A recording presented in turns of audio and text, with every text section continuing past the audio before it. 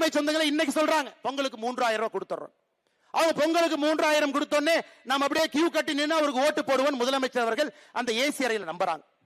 அன்பு சொந்தங்களே, நம்முடைய திராவிட முன்னேற்ற கழகத்தினுடைய ஆட்சி வரும் பொழுது 2021 தமிழகத்தினுடைய ஒரு ரேஷன் கார்டின் மீது 2,04,000 ரூபாய் கடன் இருந்துச்சு.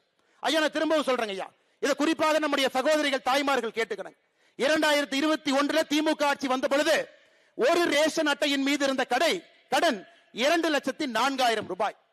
இன்னைக்கு 2025 ஜனவரி மாசத்துல இன்னைக்கு நாம் பேசக்கூடியது ஒரு ரேஷன் அட்டையின் மீது இருக்கக்கூடிய கடன் 4,54,000 ரூபாய். 2,04,000 ரூபாய் ரேஷன் அட்டையின் மீது இருந்த கடன் இன்னைக்கு 4,54,000. எவ்வளவு ஏத்திருக்கிறீங்க? 2,50,000 ரூபாய் ஒரு ரேஷன் அட்டையின் மீது ஒரு குடும்பத்தின் மீது கடனை ஏத்திட்டு பொங்கலுக்கு எவ்வளவு கொடுத்தீங்க?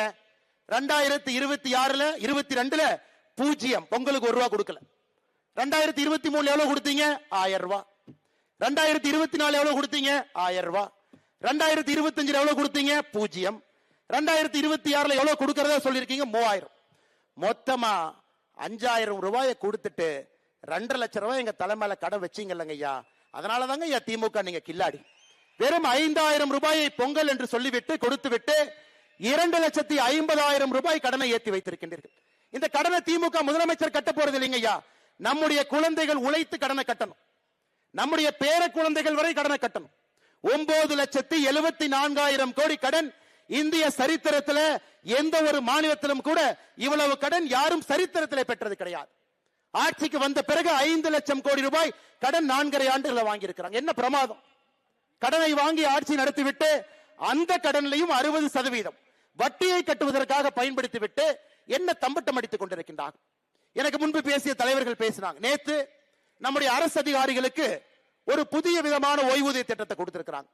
திமுகவினுடைய தேர்தல் வாக்குறுதி என்னங்க சொன்னாங்க? நாங்க ஆட்சிக்கு வந்தா பழைய ஓய்வூதிய திட்டத்தை கொடுத்து விடுவோம். நேத்துல திமுக காரன் தம்பட்டம் அடிக்கிறான். 60 லட்சம் பேர் பயன்பட போறாங்க, எங்களுக்கு 60 லட்சம் ஓட்டு வரப்போகுது. அருமை அரசு பணியில் இருக்கக்கூடிய சொந்தங்களே நல்லா நீங்க புரிஞ்சுக்கணும். பழைய ஓய்வூதிய திட்டத்திற்கு முதலமைச்சர் அவர்கள் உங்களை கொண்டு போயிருந்தா உங்களுடைய அடிப்படை ஊதியத்திலிருந்து பேசிக் பேலிருந்து 1 ரூபாயையும் கூட அவர் எடுத்திருக்க கூடாது. அடிப்படை ஊதியத்தில் 10% எடுத்து உங்களுக்கு நான் பழைய ஓய்வூதியம் மாதிரி 50% அடிப்படை நான் கொடுக்கிறேன்னா அது எந்த விதத்துல நியாயங்க? அருமை அரசு ஊழியர்களை நன்றாக நீங்கள் புரிந்து கொள்ள வேண்டும்.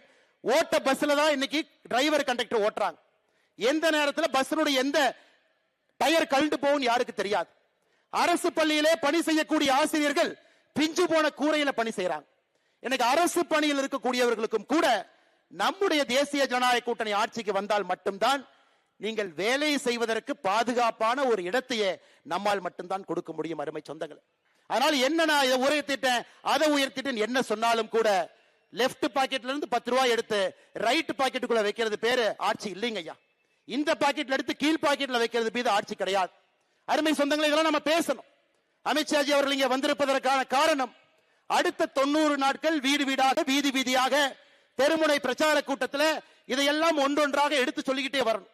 யாரையும் கூட திராவிட முன்னேற்ற கழகத்தினுடைய ஆட்சி ஏமாற்றி ஆட்சி கட்டில் அமர்வதற்கு எந்த வாய்ப்பையும் கூட நாம கொடுக்க கூடாது. அருமை சொந்தங்களே, அது மட்டும் இல்ல, இன்னும் கொஞ்சம் நீங்க யோசிச்சு பாருங்க. 505 தேர்தல் வாக்குறுதி 2021 கொடுக்கப்பட்டது. 505 தேர்தல் வாக்குறுதி முதலமைச்சர் நேத்து சொல்றாரு 364 தேர்தல் வாக்குறுதி நிறைவேற்றிட்டோம், 40 தேர்தல் வாக்குறுதி பரிசீலனை இருக்கு, 57 தேர்தல் வாக்குறுதி மத்திய அரசு சம்பந்தப்பட்டது. அப்ப அவங்க சொல்றத பார்த்தா 505 தேர்தல் வாக்குறுதியில முதலமைச்சர் நேத்து சொல்வது 80% வாக்குறுதியை நிறைவேற்றி விட்டோம். இதே முதலமைச்சர் திரு ஸ்டாலின் அவர்கள் செப்டம்பர் 13ஆம் தேதி 2024 ராஜபாளையம் எம்எல்ஏ கல்யாண விழாவில் சொல்றாரு 99% தேர்தல் வாக்குறுதியை நிறைவேற்றி விட்டோம் என்று இதே முதலமைச்சர் மேடையில சொல்றார். யோசிச்சு பாருங்க, ஒரு முதலமைச்சரே பொய் சொல்லக்கூடிய அவலமான ஆட்சி தமிழகத்தில் மட்டும்தான். நீங்க உண்மையாலுமே 80% தேர்தல் வாக்குறுதி நிறைவேற்றி இருந்தா வெள்ளை அறிக்கை விடுங்க. வாக்குறுதி 1 நிறைவேற்றப்பட்ட தேதி என்ன சொல்லுங்க, வாக்குறுதி 2 நிறைவேற்றப்பட்ட தேதி என்ன சொல்லுங்க, வாக்குறுதி 3 நிறைவேற்றப்பட்ட தேதி என்னன்னு சொல்லுங்க. எதையுமே செய்யாம 505 தேர்தல் வாக்குறுதியில நம்ம எல்லோருக்குமே தெரியும், நம்முடைய மாநில தலைவர் அவர்கள் தொடர்ந்து சொல்லிக் கொண்டிருக்கின்றார்கள் 50 தேர்தல் வாக்குறுதியை கூட முழுமையாக நிறைவேற்றாம நேற்று ஒரு பெரிய பச்சை பையை சொல்லுகின்றார். 364 தேர்தல் வாக்குறுதி நிறைவேற்றி விட்டோம், 80% என்று சொல்லுகின்றார்.